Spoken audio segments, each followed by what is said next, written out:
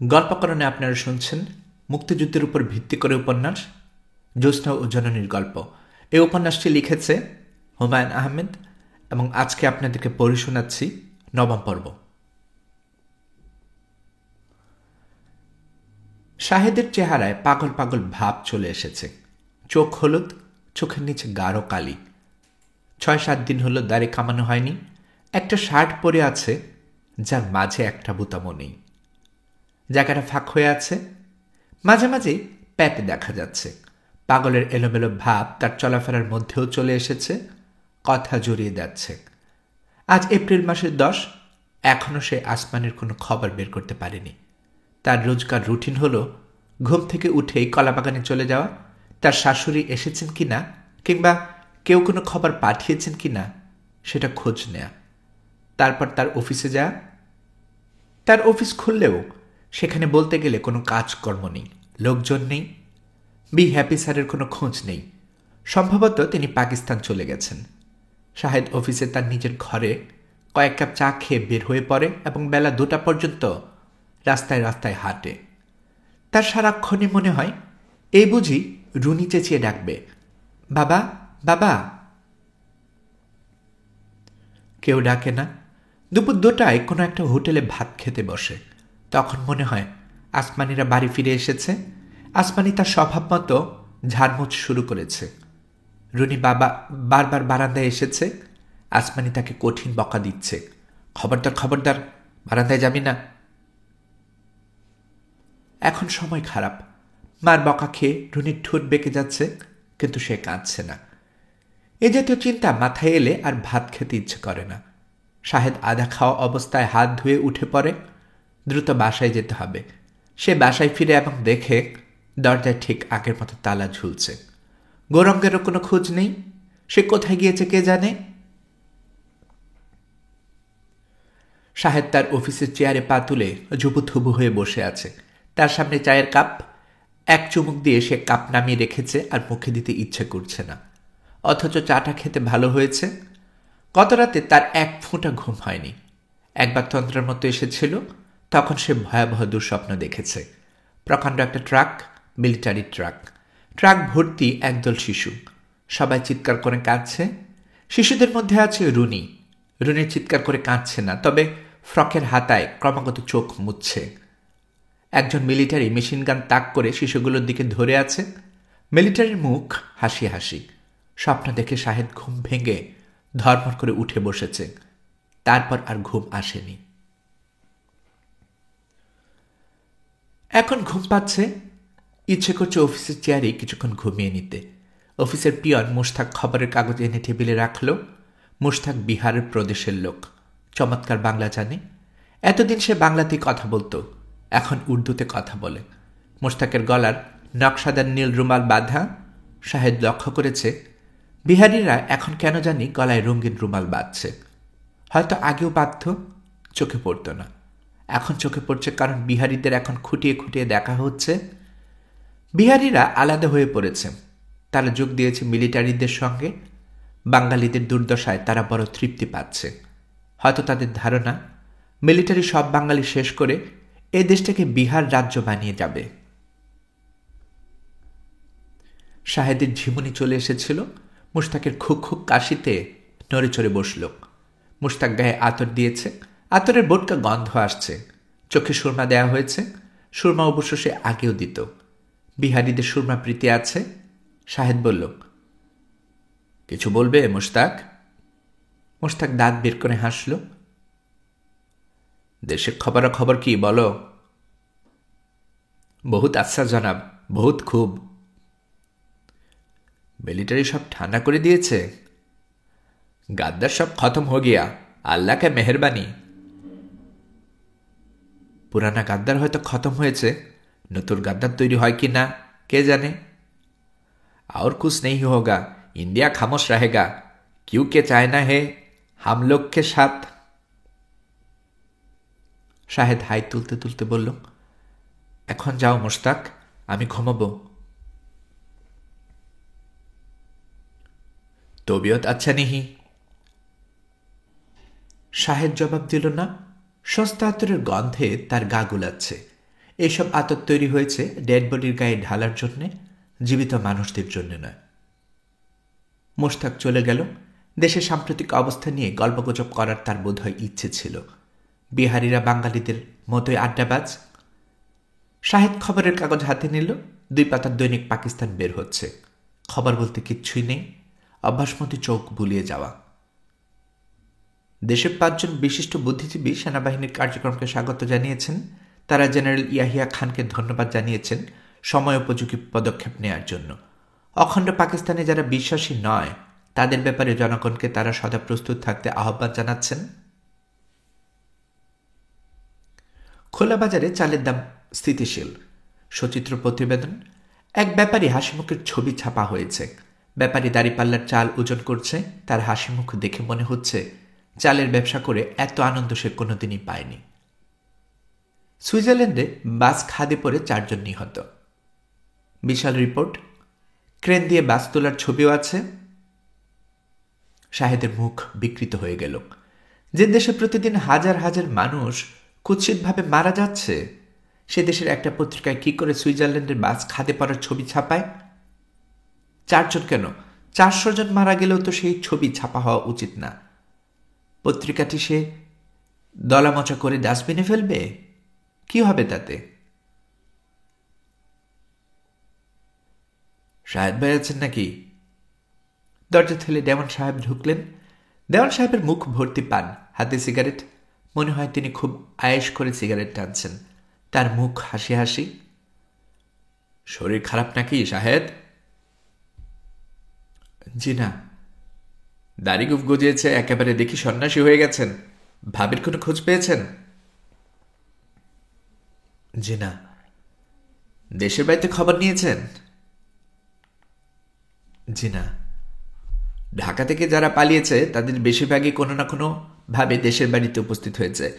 আপনার শ্বশুরবাড়ি কোথায়? ময়মনসিংহের ভাটি অঞ্চলে। অনেক দূরের দেশ। এত দূরে একা একা আসমানি যাবে না। খিদে পেলে বাঘ ধান খায়, ভয় পেলে বাঙালি একা একা অনেক দূরে যায়। ও আমাকে ফেলে কোথাও যাবে না। আমার ধারণা সে ঢাকা কিংবা ঢাকার আশেপাশে আছে। দেওয়ান সাহেব চেয়ার টেনে বসলেন। শাহেদ অবাক হয়ে লক্ষ্য করল ভদ্রলোক আনন্দিত ভঙ্গিতে পা নাচাচ্ছেন। শাহেদ ভাই। জি। তখন যদি আমার কথা শুনতেন তাহলে আজ এই সমস্যা হতো না। আপনার কি কথা? ভুলে গেছেন? শেখ সাহেবের 7ই মার্চের ভাষণের পরদিন আপনাকে বললাম না ফ্যামিলি দেশে পাঠিয়ে দেন, সিচুয়েশন ভেরি গ্রেভ।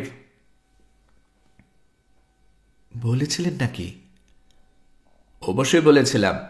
অফিসে এমন লোক নেই যাকে আমি এই সাজেশন দেইনি। গরিবের কথা বাসি হলে ফলে। আমার কথা বাসি হয়েছে, তাই ফলেছে। টাটকা অবস্থায় ফলেনি। বললে বিশ্বাস করবেন না। আপনার ভাবি কিছুতেই দেশে যাবে না। ঝগড়া, চিৎকার, কান্নাকাটি। বলতে গেলে জোর করে তাকে লঞ্চে তুলে দিয়েছি বলে আজ ঝাড়া হাত পা। যদি সেদিন লঞ্চে না তুলতাম আজ আমার অবস্থাও আপনার মতো হতো।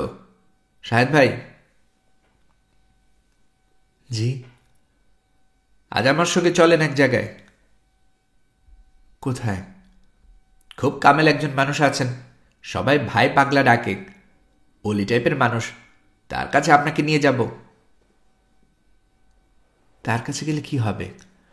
ওলি টাইপ মানুষ, তাদের আধ্যাত্মিক ক্ষমতা প্রচুর। চোখ বন্ধ করে বলে দিতে পারবেন ভাবে এখন কোথায়। সাহেব চুপ করে রইল। দেওয়ান সাহেব আগ্রহের সঙ্গে বললেন, হুজুরের কাছে খুব ভিড়, নিরিবিলি কথা বলাই মুশকিল। আমার কানেকশন আছে, ব্যবস্থা করব। যাবেন? জি না। ক্ষতি তো কিছু হচ্ছে না, এরা কামেল আল্লাহওয়ালা আদমি। সাহেব বিরক্ত মুখে বলল, আমি পীর ফকিরের কাছে যাব না। বিপদে পড়লে মানুষ গু পর্যন্ত খায়, আর আপনি যাবেন একজন কামেল মানুষের কাছে? ওনার কাছে পাকিস্তানি মিলিটারিরও যায়, হাই লেভেলের অফিসারদের আনাগোনা আছে। একবার তো বলেছি যাব না, কেন বিরক্ত করছেন? যাবে না বলার পরও সাহেব ভাই পাগলা পীর সাহেবের কাছে এসেছে। দেওয়ান সাহেব তার কথা রেখেছেন। পীর সাহেবের সঙ্গে নিরিবিলি কথা বলার ব্যবস্থা করে দিয়েছেন। পীর সাহেব বসে আছেন তার খাস কামরায়। ছোট্ট ঘরের মাঝখানে কার্পেটের উপর হাঁটু মুড়ে তিনি বসে, তার সামনে পানের বাটা ভর্তি পান। পীর সাহেব পান চিবুচ্ছেন। পানের রস ফেলার জন্য পিকদান আছে। পিকদানটা মনে হচ্ছে রূপার, ঝকমক করছে। একটু পরপরই পিকদানে পিক ফেলছেন। তার ডান হাতে বড় বড় দানার এক তসবি, সেই তসবি দ্রুত ঘুরছে। পীর সাহেব যখন কথা বলছেন তখন তসবি ঘুরছে। সম্ভবত কথা বলা এবং আল্লাহর নাম নেওয়া দুটো কাজ তিনি একই সঙ্গে করতে পারেন। ভাই পাগলা পীর সাহেবের অল্প বয়স, তার মুখ ভর্তি ফিনফিনে দাড়ি। সেই দাড়ি সামান্য বাতাসেই কাঁপছে। পীর সাহেবের গলার স্বর অতি মধুর। আপনার স্ত্রী কন্যার কোনো খোঁজ পাচ্ছেন না? জি না। স্ত্রীর বয়স কত? 22-23। দেখতে কেমন? জি ভালো। নাম বলেন?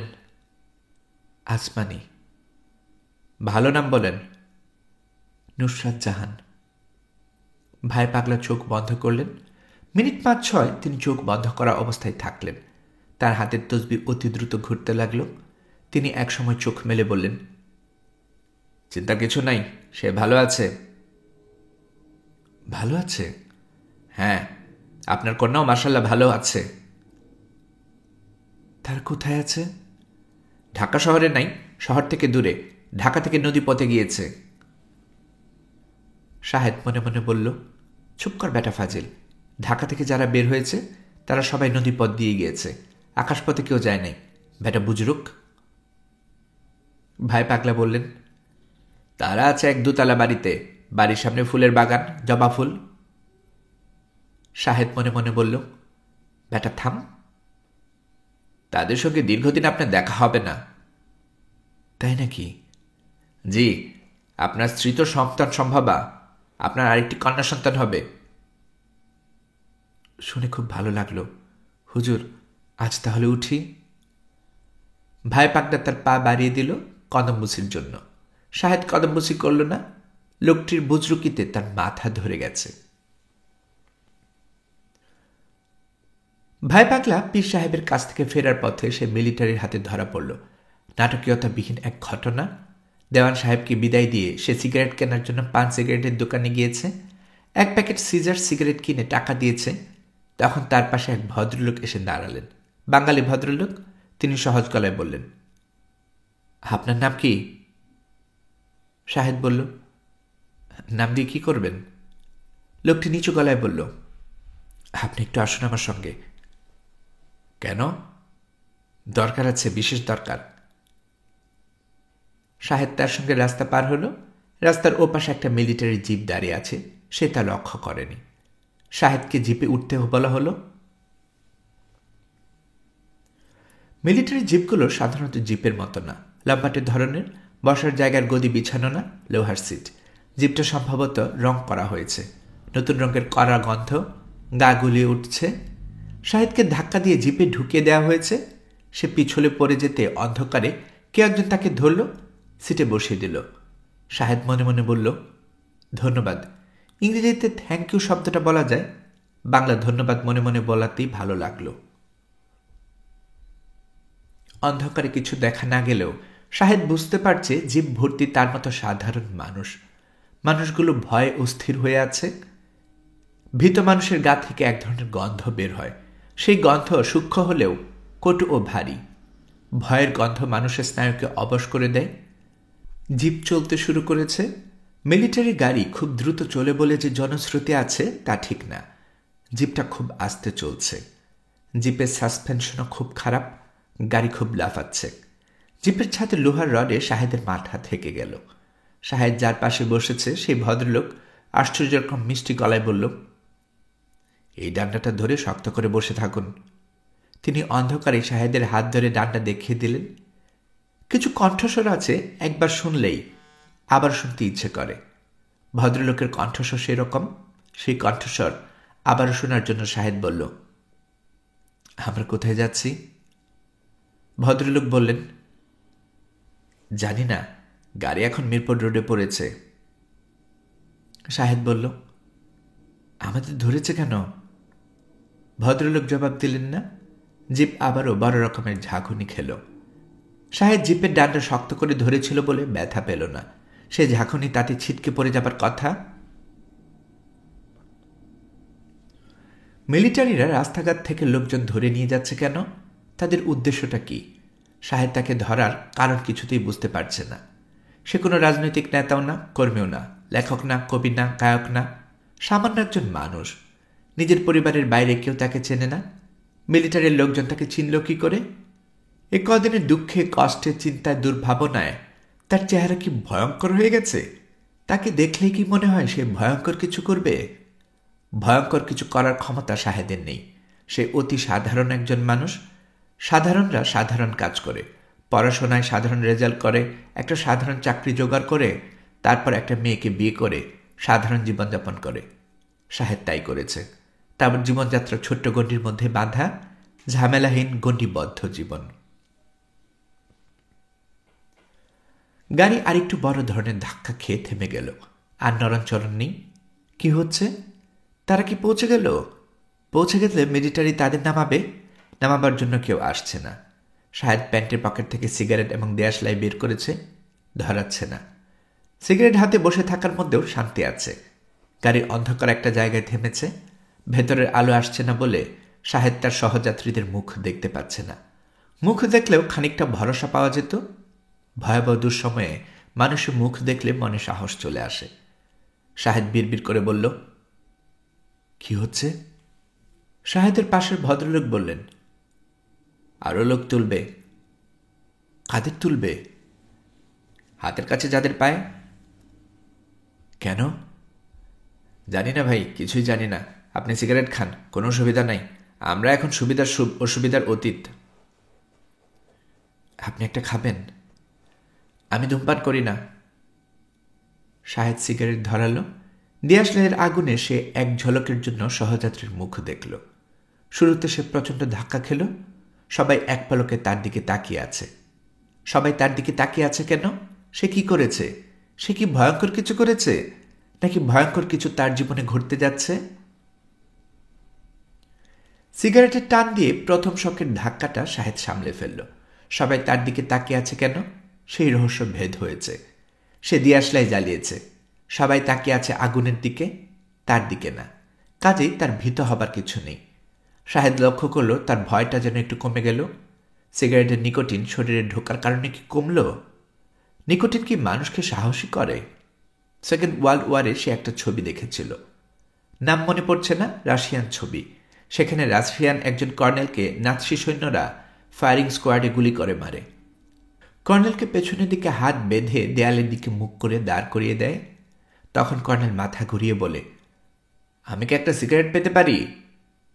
তাকে সিগারেট দেয়া হয়। যেহেতু হাত বাঁধা, একজন সিগারেট ধরিয়ে কর্নেলের ঠোঁটে পড়ে দেয়। কর্নেল জ্বলন্ত সিগারেট ঠোঁটে নিয়েই বলেন, থ্যাংক ইউ সোলজার্স। তারপর বেশ আয়েশ করে সিগারেট টানতে থাকেন। কর্নেলের ঠোঁটে সামান্য হাসির আভাস, যেন পুরো ব্যাপারটা তিনি খুব মজা পাচ্ছেন। ছবিতে যেসব ঘটনা ঘটে, বাস্তবে কি তাই ঘটে? মিলিটারিরা যদি শাহেদকে গুলি করে মারার জন্য নিয়ে যায়, তাহলে কি সে বলতে পারবে, আমি কি একটা সিগারেট পেতে পারি? ধরা যাক তারা তাকে একটা সিগারেট দিল। সে কি কর্নেল সাহেবের মতো ঠোঁটের কোণে মৃদু হাসি নিয়ে সিগারেট টানতে পারবে?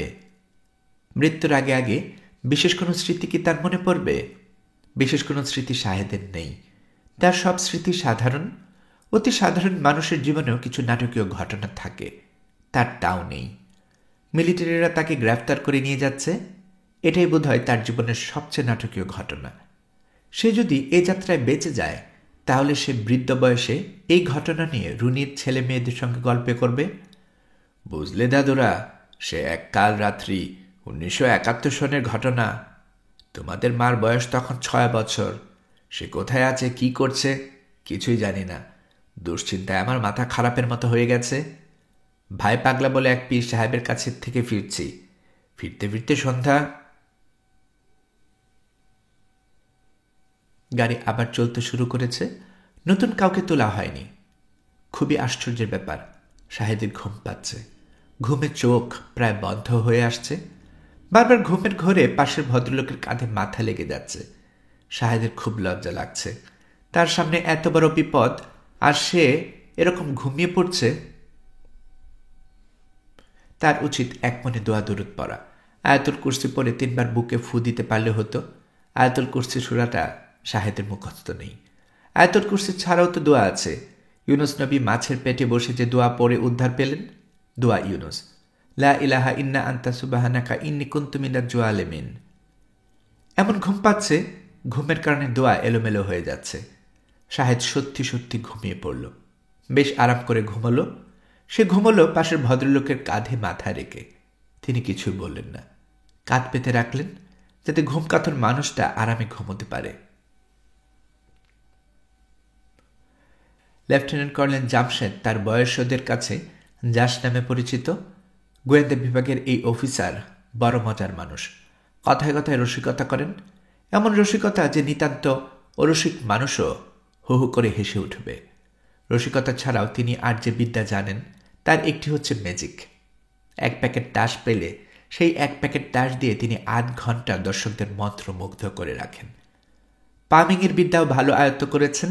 শূন্য থেকে কাঁচা টাকা বের করা, সেই কাঁচা টাকা শূন্যে মিলিয়ে দেয়া তার কাছে কিছুই না।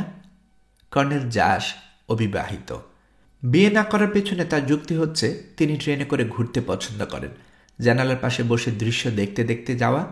বিয়ে করলে এই সুযোগ পাওয়া যাবে না, কারণ স্ত্রীকে জানালার পাশে বসতে দিতে হবে। এই কারণে তিনি বিয়ে করছেন না। এই অতি মজাদার কর্নেল জাস গোয়েন্দা বিভাগের চাকরিতে আছেন শুরু থেকেই। কাজটা তার খুবই পছন্দের। গোয়েন্দা বিভাগের কাজের পেছনে রহস্য থাকে, মজা থাকে এবং আচমকা বিস্ময় থাকে। এইসব জিনিস একজন ম্যাজিশিয়ানের পছন্দ হবারই কথা। সামরিক গোয়েন্দা বিভাগ তাদের কর্মকাণ্ড মূলত সামরিক বাহিনীর মধ্যে সীমাবদ্ধ রাখে। কর্নেল জাস সেই সীমাবদ্ধ বৃদ্ধি করেছেন। তিনি সিভিলিয়ানদের মধ্যেও কাজ করছেন। তেমন গুরুত্বপূর্ণ কোনো কাজ না। ঢাকা শহরের বিভিন্ন পয়েন্ট থেকে নানান ধরনের লোকজন ধরে নিয়ে আসা, তাদের সঙ্গে কিছুক্ষণ গল্পগুজব করা। আতঙ্কে অস্থির হয়ে যাওয়া মানুষের সঙ্গে গল্প করতেও তার ভালো লাগে। কর্নেল জাস যেসব হতভাগ্যকে গল্পগুজব করার জন্য ডেকে আনেন, তাদের বেশিরভাগকেই ডেথ স্কোয়াডের কাছে পাঠিয়ে দেওয়া হয়। এ ব্যাপারে কর্নেল জাসের বিবেক খুব পরিষ্কার। তার যুক্তি হচ্ছে, আমরা যুদ্ধাবস্থায় আছি। যুদ্ধাবস্থায় প্রথম দিকে শত্রুর মনে ভয়াবহ আতঙ্ক তৈরি করতে হয়। আতঙ্ক, হতাশা এবং অনিশ্চয়তা, এই 3টির আবেগ একই সঙ্গে কাজ করে, মানে যুদ্ধের প্রাথমিক বিজয়। শত্রুপক্ষের মোরালিটি ভেঙে যাবে। ভাঙ্গা মোরালিটি নিয়ে শত্রু কখনো সোজা হয়ে দাঁড়াতে পারবে না। একদল লোক ধরে আনা হচ্ছে, তারা উধাও হয়ে যাচ্ছে। আত্মীয় স্বজনরা তাদের কোনো খোঁজ বের করতে পারবেন না। এর চেয়ে অনিশ্চয়তা তো আর কিছুই হতে পারে না। এই খবর তারা চারদিকে ছড়াবে। মুখে মুখে পল্লবিত হবে ভয়ঙ্কর গল্প। যুদ্ধ অবস্থায় এর প্রয়োজন আছে। কর্নেল জাস হালকা ঘিয়া রঙের একটা হাওয়াই টি শার্ট পরেছেন। তার হাতে চুরুট। তিনি চুরুট বা সিগারেট কিছুই খান না। সিগারেটের গন্ধে তার মাথা ধরে যায়। বন্দীদের জেরা করার সময় তিনি হাতে চুরুট রাখেন। চুরুট জ্বালিয়ে রাখা কঠিন, ক্রমাগত টানতে হয়। কাজটা তার খারাপ লাগে না। চুরুট নিয়ে কথা বলতে বলতে জেরা করার আলাদা নাটকীয়তা আছে। কর্নেল জাসের ঘরটা ছোট। আসবাবপত্র বলতে ছোট্ট একটা টেবিলের পেছনে রিভলভিং চেয়ারে তিনি বসেন। সামনে আরেকটা হাতলওয়ালা চেয়ার আছে। যাকে জেরা করা হবে সে এই চেয়ারে বসে আছে। একটা সিলিং ফ্যান আছে। ডিসি কারেন্টের পাখা, বাতাসের চেয়ে শব্দ বেশি হয়। কর্নেল সাহেব ইচ্ছা করলে ফ্যানটা বদলে ভালো একটা ফ্যান নিতে পারেন। তিনি নেন না। ফ্যানের ঘ্যারঘের শব্দের ভয় ধরানো একটা এফেক্টটা তার ভালো লাগে। তার রিভলভিং চেয়ার যখন ঘুরে তখন কটকট ধরনের শব্দ হয়। সেই শব্দ তার ভালো লাগে। মৃত্যু ভয়ে অস্থির একটা মানুষ তার সামনে বসে আছে। তিনি নিভে যাওয়া চুরুট ধরাতে ধরাতে হঠাৎ চেয়ার ঘুরিয়ে তাকালেন। কটকট শব্দে সামনে বসে থাকা লোকটা আতঙ্কে নীল হয়ে যায়। সেই দৃশ্য মজার দৃশ্য। শাহেদ কর্নেল জাসের সামনে চেয়ারে জুবুতুবু হয়ে বসে আছে। প্রথম সে তার 2 হাত চেয়ারের হাতলে রেখেছিল। হঠাৎ মনে হলো এতে বেয়াদবি প্রকাশ পেতে পারে। এখন তার হাত কোলের উপর রাখা। তার প্রচণ্ড প্রস্রাবের বেগ হয়েছে। মনে হচ্ছে এক্ষুনি ব্লাডার ফেটে যাবে। কর্নেল সাহেব চেয়ার ঘুরিয়ে শাহেদের দিকে তাকালেন। হালকা গলায় বললেন, আপকা তারিফ। শাহেদ প্রশ্নটার মানে বুঝতে পারল না। তারিফ শব্দটার মানে কি? উর্দুটা মোটামুটি জানা থাকলে সহজে এই বিপদ থেকে উদ্ধার পাওয়া যেত। উর্দু জানাটা উচিত ছিল। ক্লাস 6-এ অ্যারাবিক না নিয়ে উর্দু নেওয়া উচিত ছিল। অ্যারাবিক নিয়েছিল নাম্বার বেশি পাওয়া যায় বলে, তাতে লাভ হয়নি। ক্লাস 8 থেকে 9-এ উঠার সময় সব পরীক্ষায় 5 মার্ক থাকলেও অ্যারাবিকে পেয়েছিল 32। কর্নেল সাহেব একটু ঝুঁকে এসে বললেন, স্যার আপকা নাম? শাহেদ একটু কেঁপে উঠল। মানুষটা থেকে স্যার বলছে কেন? রসিকতা করে বলছে? মুখ দেখে তো মনে হচ্ছে না রসিকতা, মনে হচ্ছে সম্মান দেখাচ্ছে। My name is Shahed. আপকা উর্দু নেহি আতা? জি না স্যার। কর্নেল সাহেব টেবিল থেকে তাসের প্যাকেট হাতে নিলেন। তার একটা খেলা। নাম জিজ্ঞেস করে তিনি কিছুক্ষণ তাস শাফল করে একটা তাস টেনে নেবেন। লাল রঙের তাস উঠে এলে মৃত্যুদণ্ড, কালো তাস এলে লোকটাকে ছেড়ে দেওয়া হবে। চান্স 50-50, ভাগ্য পরীক্ষা। তিনি এই ভাগ্য পরীক্ষায় খেলাটা যখন খেলেন তখন নিজেকে ঈশ্বরের কাছাকাছি মনে হয়। কর্নেল সাহেব তাস টানলেন। লাল রঙের তাস উঠে এসেছে 4 অফ ডায়মন্ডস। লোকটার ভাগ্য খারাপ।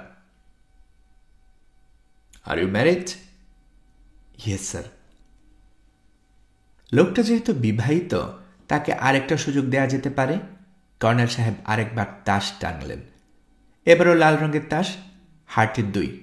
আশ্চর্য, এর ভাগ্য তো খুবই খারাপ, খুবই খারাপ। Do you have children? Yes sir, 1 daughter. আচ্ছা ঠিক আছে, মেয়েটার খাতিরে আরেকটা সুযোগ। তবে এই দফায় লাল উঠলে খেল খতম।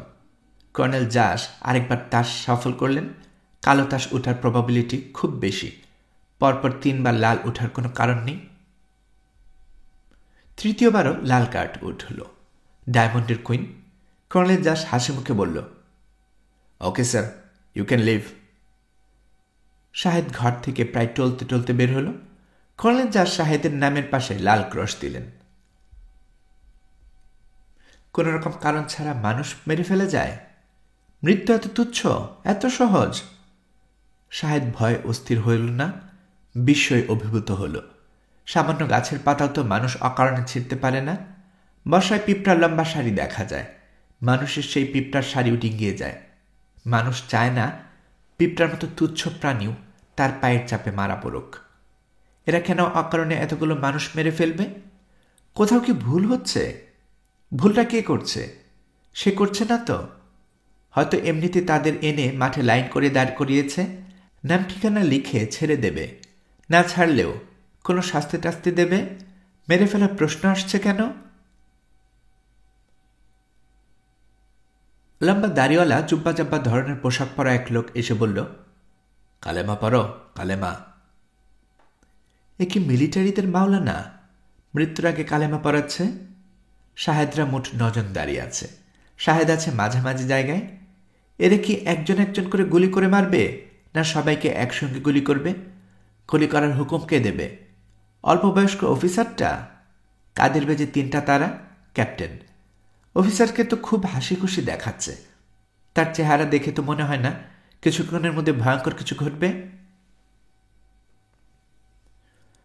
মাটির ঢিবির মতো জায়গাটার কাছে বেশ কিছু মিলিটারি বন্দুক হাতে স্ট্যান্ড ইন পজিশনে আছে।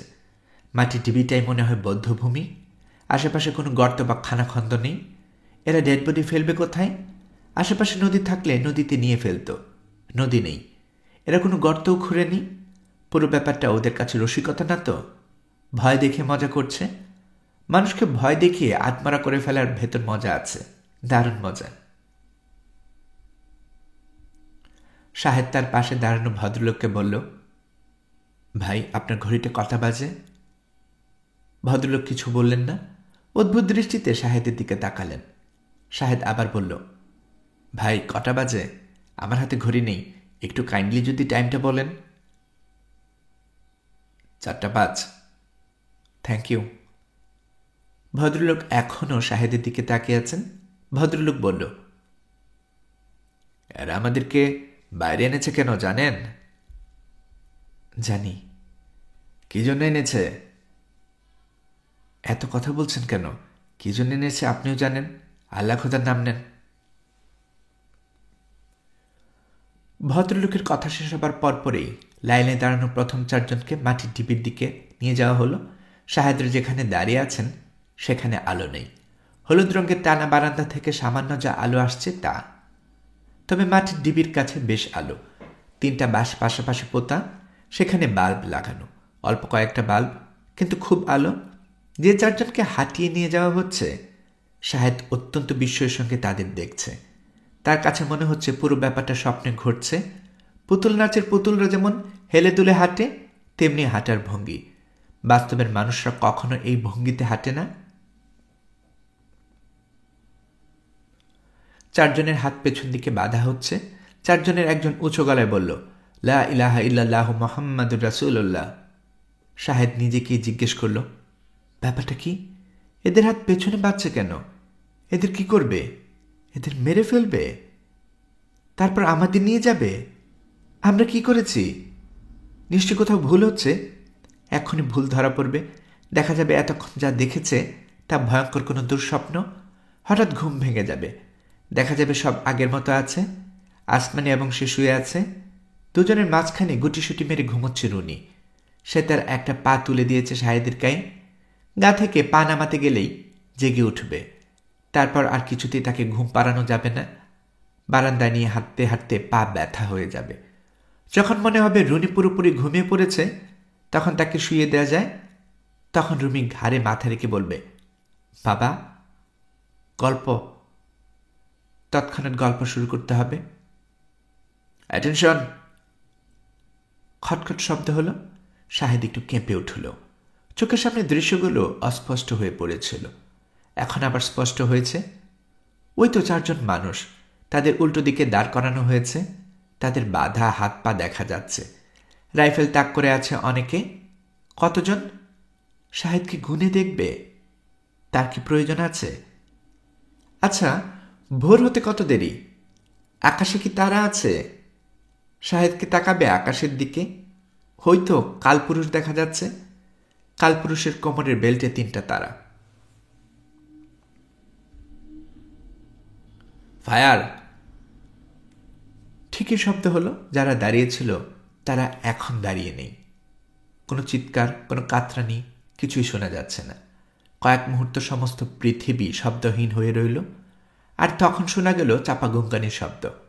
গঙ্গাতে গঙ্গাতে মৃত্যু পথযাত্রী একজন ডাকছে, ফরিদা, ফরিদা। ফরিদাকে? তার মমতাময়ী স্ত্রী, তার আদরের ধন, জ্যেষ্ঠা কন্যা। শাহেদের সমস্ত পৃথিবী দুলে উঠল। সে গড়িয়ে মাঠে পড়ে গেল। আর প্রায় সঙ্গে সঙ্গে মনে হলো আসমানি তাকে কুলে করে খাটে শুইয়ে দিচ্ছে, মাথায় পানি ঢালছে, চুলে বিলি কেটে দিচ্ছে। কি আরামেই না লাগছে।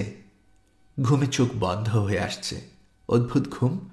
শরীরের সমস্ত জীবন্ত কোষ যেন একসঙ্গে ঘুমিয়ে পড়েছে। বড় আরামের ঘুম। এর মধ্যে আবার রুনি এসে তার ছোট ছোট হাতে তাকে ছুঁয়ে যাচ্ছে। মেয়েটার হাত অসম্ভব ঠান্ডা। সে মনে হয় পানি নিয়ে ছানাছানি করেছে। আসমানি অস্পষ্ট স্বরে বলল, কি হয়েছে? তুমি এরকম করছো কেন? শাহেদ অনেক কষ্টে বলল, আমি দুঃস্বপ্ন দেখছি আসমানি, ভয়ঙ্কর দুঃস্বপ্ন। তুমি আমাকে জড়িয়ে ধরে রাখো, কিছুতে আমাকে ছাড়বে না। আসমানি গাঢ় স্বরে বলল, আমি তোমাকে ছাড়ব না। অজ্ঞান হয়ে যাবার কারণেই বা অন্য কোনো কারণেই হোক, শাহেদ বেঁচে গেল। তার বেঁচে যাওয়ার অংশটা যথেষ্ট রহস্যমণ্ডিত।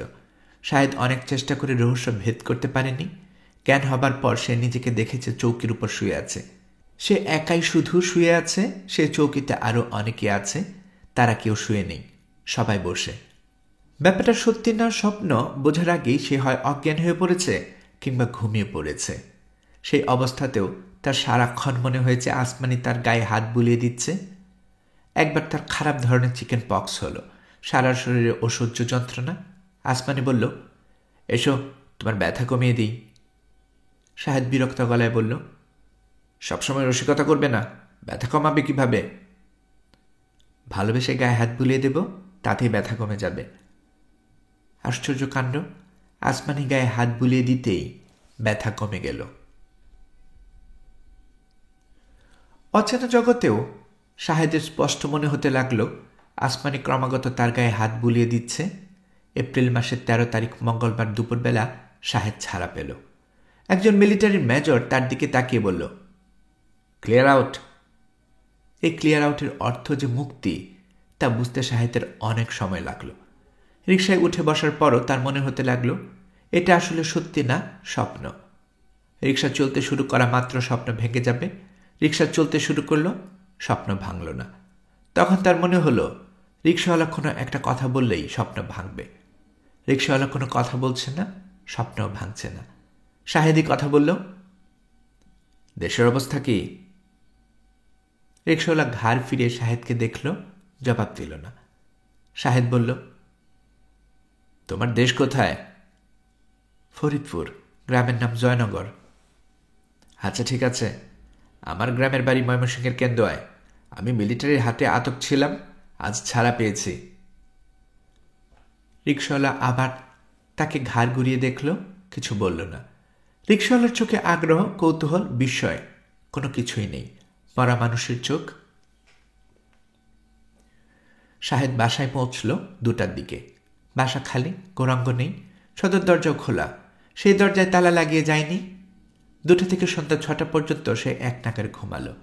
সন্ধ্যাবেলায় ঘুম থেকে উঠে সে অল্প কিছু সময় বারান্দায় বসে রইল, তারপর ঘরে ঢুকে চিঠি লিখতে বসল। আসমানি, তুমি এবং রুনি, তোমরা কোথায় আছো আমি জানি না। কিছুদিন তোমাদের জন্য খুবই দুশ্চিন্তা করেছি, এখন আর করছি না। এই চিঠিটা আমি ভাইজানের কাছে পাঠাচ্ছি। ভাইজানের সঙ্গে যদি তোমার কখনো যোগাযোগ হয় তুমি চিঠিটা পাবে। আসমানি, আমার ধারণা পাকিস্তানি সেনাবাহিনীর বিরুদ্ধে এদেশের মানুষ যুদ্ধ শুরু করবে। আমি প্রথম দিকের যোদ্ধাদের একজন হতে চাই। কাজেই তোমাদের জন্য দুশ্চিন্তা বন্ধ করে আমি আজ থেকে খুঁজতে শুরু করব কিভাবে নিজেকে কাজে লাগাতে পারি। পরাধীন দেশে নয়, আমি স্বাধীন দেশে তোমাদেরকে আবার দেখব। যদি দেখা না হয়, যদি আমার মৃত্যু হয়, তাতে মনে কষ্ট পেও না। রুনিকে বুঝিয়ে সব কিছু বলবে। এখন বুঝতে না পারলেও একদিন সে বুঝবে। আমি ভয়ঙ্কর কিছু সময় পার করে এসেছি। সেই সময়ে তোমার উপস্থিতি আমি অনুভব করেছি। আমি জানি আমি যেখানেই থাকি তুমি থাকবে আমার পাশেই। অনেক অনেক আদর, তোমাকে ও রুনিকে। চিঠি শেষ করে তারিখ লিখতে গিয়ে শাহেদ সামান্য চমকালো। তারিখ 13 এপ্রিল, তাদের বিয়ের দিন। 13 তারিখে বিয়ে ও শুভ হয় কি না এই নিয়ে সে দ্বিধার মধ্যে পড়ে গিয়েছিল। ইত্তাজউদ্দিন সব শুনে ভাইকে ধমক দিয়ে বলেছিলেন, আল্লাহ পাকের সৃষ্টি প্রতিটি দিনই শুভ।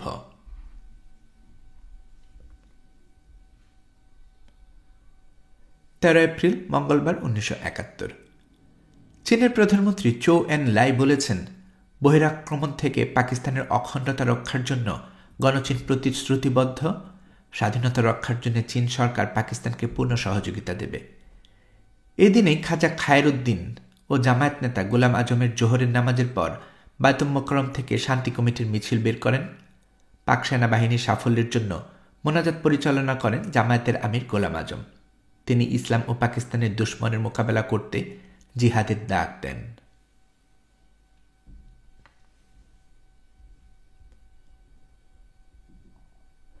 আসমানিরা যে বাড়িতে বাস করছে তার নাম দারোগা বাড়ি। গ্রামের ভেতর হুলস্থুল ধরনের বাড়ি, 2তলা পাকা দালান, বাড়ির পেছনে আম বাগান। সার বাঁধানো ঘাটের পুকুরটা বাড়ির দক্ষিণ দিকে। পুকুরের পানি কাকের চোখের মতোই পরিষ্কার। ঘাটের সঙ্গে পাশাপাশি 2টো চেরি ফুলের গাছ, গাছ ভর্তি সাদা রঙের চেরি ফুল। গ্রামে চেরি ফুল থাকার কথা না, বাড়ির সামনে অনেকখানি জায়গা আছে নানান ধরনের জবা গাছ। মোতালেব সাহেবের বাবা সরফরাজ মিয়া ব্রিটিশ আমলের দারোগা ছিলেন। রিটায়ার্ড করার পর তিনি এই পাকা বাড়ি বানান। ব্রিটিশ আমলের দারোগাদের মধ্যে শেষ বয়সে খানিকটা জমি জারি ভাব চলে আসে। ওনার মধ্যেও চলে এসেছিল। অজপাড়া গায়ে বিশাল দালান এই কারণেই তুলেছিলেন। সরফরাজ মিয়া এখনও জীবিত। বৃদ্ধের বয়স প্রায় 90। অতিরুগ্ন, বাঁকা হয়ে হাঁটেন, তবে চোখে দেখতে পান, কানে শুনতে পান।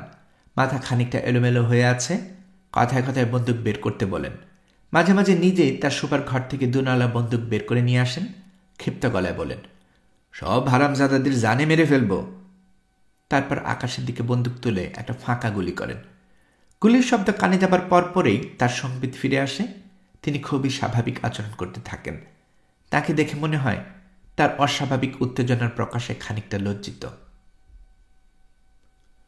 রুনি এই বাড়িতে এসে আতঙ্কে অস্থির হয়ে আছে। বাড়ির প্রধান ব্যক্তি একজন পাগল। সে সারাদিন জবা গাছের যত্ন করে কাটিয়ে দেয়, জবা গাছের সঙ্গে কথা বলে, মাঝে মাঝে বন্দুক হাতে বের হয়ে আসে। এ জাতীয় ভয়ঙ্কর মানুষের সঙ্গে বাস করা যে কোনো শিশুর পক্ষে অসম্ভব। রুনি বাস করছে ভয়ঙ্কর দুঃস্বপ্নের মধ্যে। আসমানি হাজার চেষ্টা করেও রুনিকে সেই দুঃস্বপ্ন থেকে বের করতে পারছে না। সরফরাজ মিয়ার সঙ্গে রুনির প্রথম সাক্ষাৎটা ছিল ভয়াবহ। শুরুতে বাড়িটা রুনির খুব পছন্দ হয়েছিল। চারদিকে এত ফাঁকা জায়গা, জবা ফুলগুলো এত সুন্দর, মনে হয় গাছে লাল আগুনের ফুল ফুটে আছে। রুনি ছুটে গিয়ে কোচক ভর্তি করে জবা ফুল নিয়ে এলো। তার এত আনন্দ হচ্ছিল, আনন্দে কেঁদে ফেলতে ইচ্ছে করছিল। ঠিক তখন পেছন থেকে ক্ষণক্ষণে গলায় কে যেন বলল, এই মেয়ে, ফুল কেন ছিঁড়লা? কার হুকুমে ফুল ছিঁড়লা? এ মেয়ে কোন বান্দির? রুনি চমকে পেছনে তাকালো। অতি বৃদ্ধ এক লোক, বানরের মতো দেখতে, চোখ চকচক করছে, কি অদ্ভুত ভঙ্গিতে বাঁকা হয়ে দাঁড়িয়ে আছে। বুড়ো আবার বলল, ফুল কেন ছিঁড়লা? রুনির কোল থেকে সব ফুল মাটিতে পড়ে গেল। বুড়ো ক্ষণক্ষণে গলায় বলল, খবরদার নড়বি না, যেখানে আছিস সেখানে দাঁড়িয়ে থাক, এক কদম নড়লে অসুবিধা আছে। রুনি তার জায়গায় দাঁড়িয়ে থাকল। ইচ্ছা থাকলেও তার নড়ার ক্ষমতা নেই। ভয় ও আতঙ্কে তার শরীরের সমস্ত মাংসপেশি শক্ত হয়ে গেছে। সে চোখ বড় বড় করে দেখল, বুড়ো মানুষটা প্রায় বানরের মতো লাফিয়ে লাফিয়ে ঘরের মধ্যে ঢুকে গেল। এই সুযোগে পালিয়ে যাওয়া যায়। পালাতে হলে বুড়ো যে দরজা দিয়ে ঢুকেছে তাকে সেই দরজা দিয়ে ঢুকতে হবে। সেটা সম্ভব না। সে দৌড় দিয়ে পুকুর ঘাটে যেতে পারে, কিন্তু মা পুকুরের কাছে যেতে নিষেধ করেছেন। সে আগের জায়গাতেই দাঁড়িয়ে রইল। বুড়ো যেভাবে লাফাতে লাফাতে ঘরে ঢুকেছিল সেভাবেই লাফাতে লাফাতে ঘর থেকে বের হয়ে এলো। এবারে তার হাতে দুনলা এক বন্দুক। খবরদার নড়বি না, তোকে আমি গুল্লি করে দেব, তুই আমার ফুল ছিঁড়ছস। রুনি জানে বুড়ো তাকে গুলি করবে না। অবশ্যই বন্দুকে গুলি নেই। খুব সম্ভব বন্দুকটা খেলনা বন্দুক। বড়রা অনেক সময় ছোটদের খেলনা বন্দুক দিয়ে ভয় দেখায়। তার বাবা একবার পিস্তল দিয়ে তার দিকে তাক করে গুলি করেছিল। বিকট শব্দ হয়েছিল। শব্দের সঙ্গে সঙ্গে পিস্তলের মাথা ছোট আগুন জ্বলে উঠেছিল। আসলে সেটা ছিল একটা সিগারেট লাইটার। বুড়োর হাতের বন্দুকটাও নিশ্চয়ই সেরকম কিছু। আল্লাহ খুদার নাম নেই জেমরি, আজই তোর রোজ কিয়ামত। উনি চিৎকার করে তার মাকে ডাকল, কিন্তু তার গলা দিয়ে কোনো শব্দ বের হল না। সরফরাজ মিয়া তার অভ্যাস মতো আকাশের দিকে বন্দুক তাক করে ফাঁকা গুলি করলেন। রুনি অজ্ঞান হয়ে জবা ফুলের উপর পড়ে গেল। সারা বাড়িতে একটা হইচই পড়ে গেল। রুনির জ্ঞান প্রায় সঙ্গে সঙ্গেই ফিরে এলো, কিন্তু তার গায়ের তাপ হু হু করে বাড়তে থাকল। ঘরে থার্মোমিটার নেই, জ্বর কত উঠেছে বোঝার উপায় নেই। আসমানি স্তব্ধ হয়ে মেয়ের মাথার কাছে বসে আছে। মেয়ের গায়ে হাত দিয়ে জ্বর দেখার ইচ্ছেও তার হচ্ছে না। জীবনটাকে অর্থহীন মনে হচ্ছে। আসমানির ইচ্ছে করছে নির্জনে কোথাও গিয়ে কাঁদতে। এ বাড়িটা বিরাট বাড়ি, নির্জনে কাঁদার মতো অনেক জায়গা আছে। রুনিকে নিয়ে চিন্তার কিছু নেই। এরা দেখবে। এখন মাথায় পানি ঢালা হচ্ছে। ডাক্তারের জন্য লোক গেছে। রুনির পাশে বসে থাকার কিছু নেই। আসমানি তারপরও বসে রইল। ডাক্তার এসে ওষুধ দিলেন, জ্বর কমে গেল। রুনি স্বাভাবিক ভঙ্গিতে হাসল। আসমানি স্বাভাবিক হতে পারল না। সে সারা রাত জেগে কাটিয়ে দিল। অদ্ভুত অদ্ভুত সব চিন্তা তার মাথায় আসছে। কুমকুমের মা হঠাৎ যদি তাকে ডেকে বলেন, অনেকদিন তো হয়ে গেল, এবার তুমি অন্য কোথাও যাও, সে তাহলে কোথায় যাবে? মহিলা আগে যে আন্তরিকতার সঙ্গে কথা বলতেন, এখন তা বলেন না। আসমানি একদিন শুনেছেন তিনি কাজের মেয়েকে বলেছেন, নিজের মেয়ের খোঁজ নাই, পরের মেয়ে পাল্টেছি। আসলেই তো তাই। আসমানি কুমকুমের বান্ধবী, তাদের তো কেউ না। তারা কেন শুধু শুধু তাকে পুষবেন? আসমানি আজকাল প্রতিদিনে একবার করে ভাবে, রনিকে সঙ্গে নিয়ে একা একা ঢাকা চলে গেলে কেমন হয়? খুব কি অসম্ভব ব্যাপার? কেউ কি ঢাকা যাচ্ছে না? একটা সমস্যা আছে। তার হাত খালি, হ্যান্ডব্যাগে 15টা টাকা আছে মাত্র। তার হাতে 4 কাছে সোনার চুড়ি আছে। চুড়ি বিক্রি করা অবশ্যই করা যায়। রনির গলার চেন আছে, 1 ভরি ওজনের চেন। চেনটাও বিক্রি করা যায়। সোনার দাম এখন 200 টাকা ভরি। চুড়ি এবং চেইন মিলিয়ে খাত কাটার পরেও 250-300 টাকা পাওয়া যাওয়া উচিত। হাত খালি থাকলে অস্থির লাগে, আসমানি সারাক্ষণই অস্থির লাগছে। আসমানির ধরাবাঁধা জীবনটা হঠাৎ এমন হয়ে গেল কেন? অন্য একটা পরিবারের জীবনের সঙ্গে তার জীবনটা জট পাকিয়ে গেছে, এরকম কি কথা ছিল? শাহেদ কোথায় আছে সে জানে না, বেঁচে আছে তো তাও জানে না। তার মা কোথায়? দেশের বাড়িতে। খোঁজ নেবার উপায় কি? সবকিছু জট পাকিয়ে এলোমেলো হয়ে গেছে। এই জট কি কখনো খুলবে? মানুষের জীবন এমন যে একবার জট পাকিয়ে গেলে জট বাড়তেই থাকে। রাত জেগে আসমানির বেশ কয়েকটা চিঠি লিখল, শাহেদকে, তার মাকে, নীলগঞ্জে শাহেদের বড় ভাইকে, চিটাগাংয়ের ছোট মামাকে। চিঠিতে নিজের ঠিকানা জানালো, কিভাবে মুন্সিগঞ্জের অজপাড়া গায়ে চলে এসেছে তা লিখল। ডাক বিভাগ কোনোদিন চালু হবে কি না তাও সে জানে না। যদি কখনো চালু হয় তাহলে যেন আসমানের আত্মীয় স্বজনরা সঙ্গে সঙ্গে জানতে পারে আসমানি কোথায় আছে। দেশের অবস্থা কি ভালো হবে? যদি হয় সেটা কবে? কতদিন আসমানিরা একটা অপরিচিত জায়গায় একদল অপরিচিত মানুষের সঙ্গে থাকতে হবে? আসমানি জানে না। শুধু আসমানি কেন, কেউই জানে না বোধ হয়। বিবিসি থেকে ভয়ঙ্কর সব খবর দিচ্ছে। সারা দেশে নাকি গৃহযুদ্ধ শুরু হয়েছে। একটা গৃহযুদ্ধ কতদিন চলে? 6 মাস, 1 বছর, 7 বছর? বাংলাদেশের এই গৃহযুদ্ধ কতদিন চলবে? 7 বছর যদি চলে, এই 7 বছর তাকে মুন্সিগঞ্জের দারোগা বাড়িতে পড়ে থাকতে হবে। আর পাগলাটা যখন তখন তার মেয়েকে ভয় দেখাবে, তার অতি আদরের মেয়েটাকে বান্দি রাখবে। শাহেদকে লেখা চিঠি সে 2টি কপি করল। একটা যাবে বাসার ঠিকানায়, একটা অফিসের ঠিকানায়। কোনো না কোনো দিন শাহেদ নিশ্চয় অফিসে যাবে। অফিসে যাওয়া মাত্র সে চিঠিটা যেন পায়। শাহেদের চিঠি সম্বোধনহীন। বিয়ের আগেও আসমানি শাহেদকে অনেক চিঠি লিখেছে, তার কোনোটাতেই সম্বোধন ছিল না। কি লিখবে সে? প্রিয়তমেশু, সুপ্রিয়, সুজনেশু, নাকি সাদামাটা শাহেদ? তার কখনো কিছুই লিখতে ইচ্ছে করেনি। আসমানির ধারণা শাহেদের জন্য সে সম্বোধন, তার কাছে সে সম্বোধনের কোনো বাংলা শব্দ তার জানা নেই। আসমানি চিঠিটা খুব স্বাভাবিক, সহজ থাকার চেষ্টা করেছে। এমনভাবে চিঠিটা লিখেছে যেন সে পিকনিক করতে মুন্সিগঞ্জের এক গ্রামে এসেছে। পিকনিকে খুব মজা হচ্ছে, পিকনিকে শেষ হলেই ফিরে আসবে। সে লিখেছে, তুমি নিশ্চয়ই অস্থির হয়ে আমাদের খুঁজে বেড়াচ্ছ। অস্থির হওয়ার কিছু নেই, আমরা ভালো আছি, খুব ভালো। নিজেদের জন্য আমাদের দুশ্চিন্তা নেই, তবে তোমার জন্য খুব দুশ্চিন্তা করছি। কাউকে কিছু না জানিয়ে চলে এসেছি বলে আবার রাগ করছো না তো? প্লিজ রাগ করো না। আর রাগ করে তো কোনো লাভও কিছু নেই। দূর থেকে তোমার রাগ ভাঙাবার জন্য কিছু করতে পারছি না। যে রাগ কেউ ভাঙতে পারে না, জানতে পারে না, সেই রাগ করাটা অর্থহীন নয় কি? ও, আমরা কোথায় আছি সে খবরটা এখনও তোমাকে দেওয়া হয়নি। আমরা ঢাকার খুব কাছাকাছি আছি। জায়গাটার নাম মুন্সিগঞ্জ। মুন্সিগঞ্জ লঞ্চঘাট থেকে 10 মাইল যেতে হয়। গ্রামের নাম সাদারগঞ্জ। যে বাড়িতে আছি সেই বাড়িরও একটা নাম আছে, দারোগা বাড়ি। যিনি এই বাড়ি বানিয়েছেন তিনি একসময় দারোগা ছিলেন। তার নাম সরফরাজ মিয়া। ভদ্রলোক এখনও জীবিত, কিঞ্চিত মস্তিষ্ক বিকৃত হয়েছে। যখন তখন বন্দুক নিয়ে বের হয়ে আকাশের দিকে ফাঁকা গুলি করেন।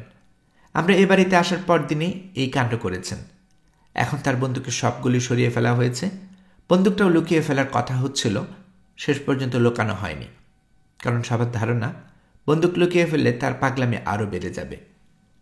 এখন তোমাকে বলি দারোগা বাড়িতে কিভাবে এলাম। তোমার সঙ্গে রাগ করে আমি আমার বান্ধবী কুমকুমদের বাড়িতে চলে গিয়েছিলাম। তাদের বাড়ি গ্যান্ডারিয়ায়।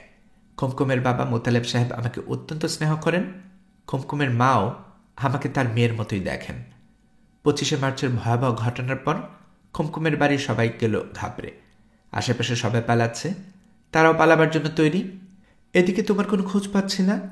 আমাদের বাসা তালাবদ্ধ করে কোথায় যে তুমি পালিয়েছ তুমি জানো। শুধু যে আমাদের বাসা তালাবদ্ধ তাই না, মার বাড়িও তালাবদ্ধ। এরকম অবস্থায় আমি বাধ্য হয়ে মোতালেব চাচার সঙ্গে চলে এসেছি। দারোগা বাড়ির সরফরাজ মিয়া হলেন মোতালেবের চাচার বাবা।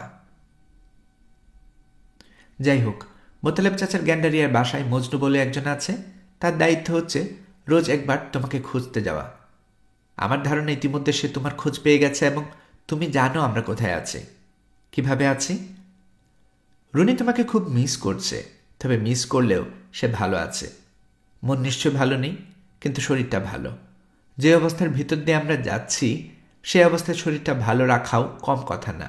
কি বলো? তুমি ভালো থাকো। অনেক অনেক আদর।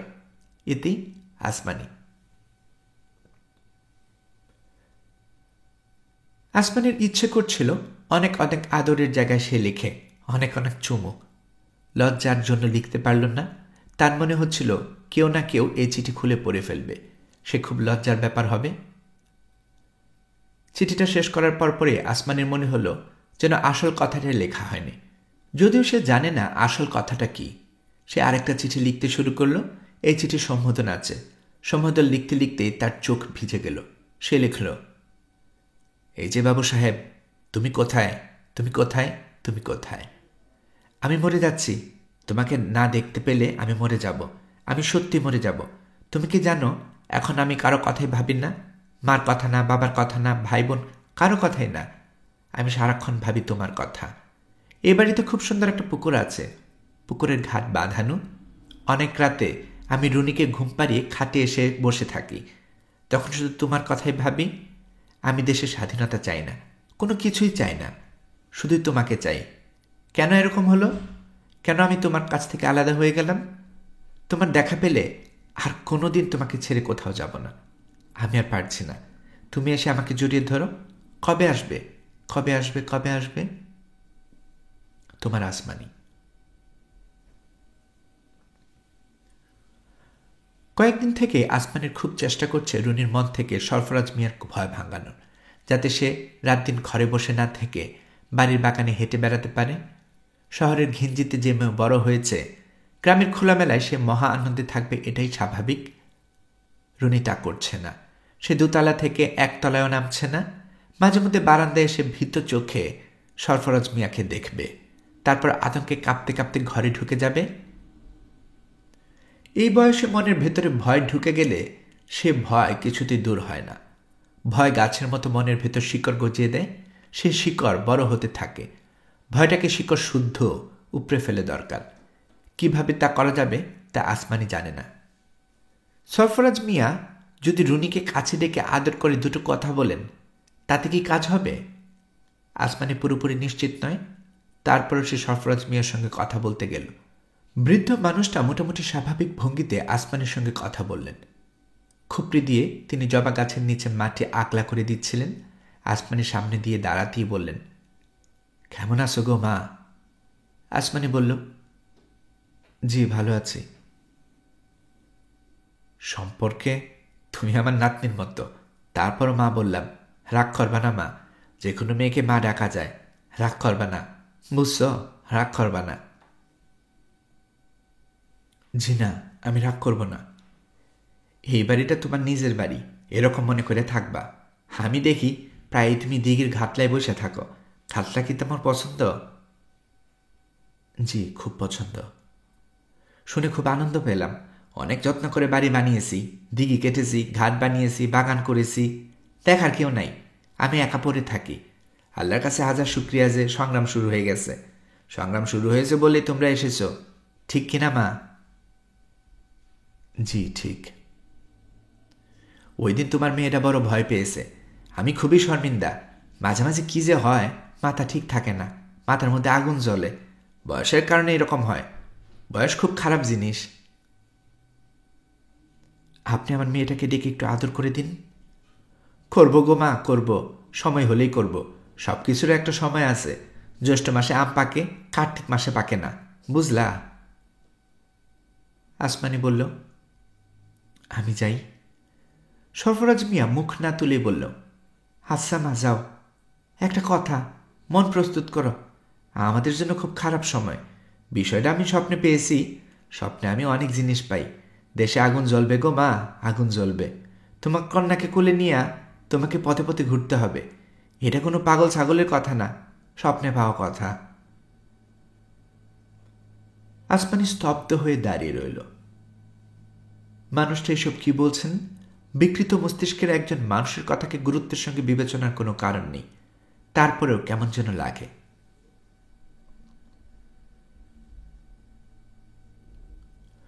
বৃদ্ধ উঠে দাঁড়াতে দাঁড়াতে বললেন, আরেকটা কথা গো মা, তোমার স্বামী কাছে নাই, তোমার চেহারা সুন্দর, তোমার বয়স অল্প, মেয়েদের প্রধান শত্রু তার চেহারা আর অল্প বয়স, তুমি অন্যের বাড়িতে আশ্রিত, এই অবস্থায় নানান বিপদ আসতে পারে, নিজেরে সামলায় চলবা। আসমানি বৃদ্ধির ওই কথা ফেলে দিতে পারছেন না। সে সম্পূর্ণ নতুন ধরনের সমস্যা আজ করতে পারছে। সমস্যাটা এরকম যে কাউকে বলতেও পারছে না, কারো কাছে পরামর্শ চাইতেও পারছে না। তার বান্ধবী কুমকুমের বাবার ভাবভঙ্গি তার একেবারেই ভালো লাগছে না। সান্ত্বনা দিতে গিয়ে তিনি প্রায় আসমানির পিঠে হাত রাখেন। আসমানি তার কন্যার বান্ধবী, তিনি অবশ্যই পিঠে হাত রাখতে পারেন, কিন্তু আসমানি জানে এই স্পর্শটা ভালো না। মেয়েরা ভালো স্পর্শ মন্দ স্পর্শ বুঝতে পারে। একদিন আসমানি পুকুরে গোসল করছিল। মোতালেব সাহেব হঠাৎ গামছা হাতে উপস্থিত হয়েছেন। তিনিও পুকুরে নামবেন। আসমানি সঙ্গে সঙ্গে উঠে যেতে চাচ্ছিল। তিনি বললেন, উঠবা না, ঘাট খুব পিছল, আমি তোমাকে ধরে ধরে নামাবো। বলতে বলতে তিনি এলেন, আসমানির হাত ধরলেন, হাত ছেড়ে দিয়ে পর মুহূর্তে তিনি আসমানির বুকে হাত রাখলেন, যেন এটা একটা দুর্ঘটনা হঠাৎ ঘটে গিয়েছে। আসমানি চট করে সরে গেল। তার হাত পা কাঁপতে লাগলো। তার মনে হলো এক্ষুনি সে মাথা ঘুরে পুকুরের পানিতে পড়ে যাবে। মোতালেব সাহেব স্বাভাবিক ভঙ্গিতে বললেন, পানি তো দেখি ঠান্ডা, তোমার ঠান্ডা লাগছে না? আসমানি জবাব দিল না। সে উঠে আসবে, কিন্তু তার পা এখনো স্বাভাবিক হয়নি, পা নাড়তে পারছে না। মোতালেব সাহেব বলল, মিলিটারির ঘটনা শুনেছ? চকের বাজার পর্যন্ত এসে পড়েছে, হিন্দু বাড়িঘর টার্গেট করেছে, মেয়েগুলোকে ধরে নিয়ে যাচ্ছে।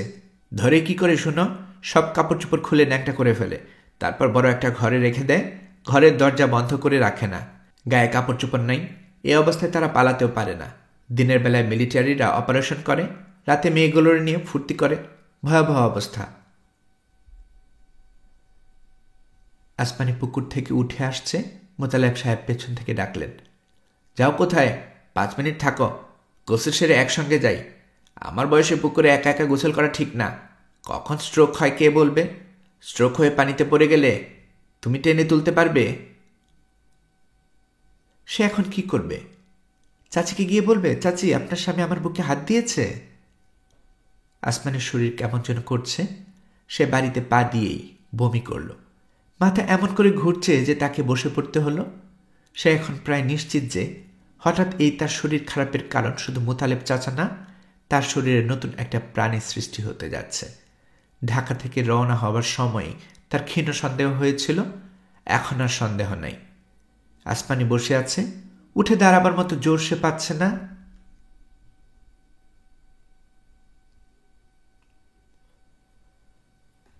গল্পকরণে এতক্ষণ আপনারা শুনছিলেন হুমায়ুন আহমেদের লেখা গল্প জ্যোৎস্না ও জননীর গল্প এর 9ম পর্ব। আমি নিয়মিতভাবে গল্প পাঠ করে আপনাদেরকে শোনাচ্ছি। গল্প পাঠ ভালো মনে করে থাকলে এই গল্পটি আপনার বন্ধুবান্ধব প্রিয়জন সবার কাছে শেয়ার করবেন, তাতে করে তারা এই গল্পটি শোনার সুযোগ পাবে। আপনারা ভালো থাকবেন সেই প্রত্যাশা এখানে বিদায় নিচ্ছি।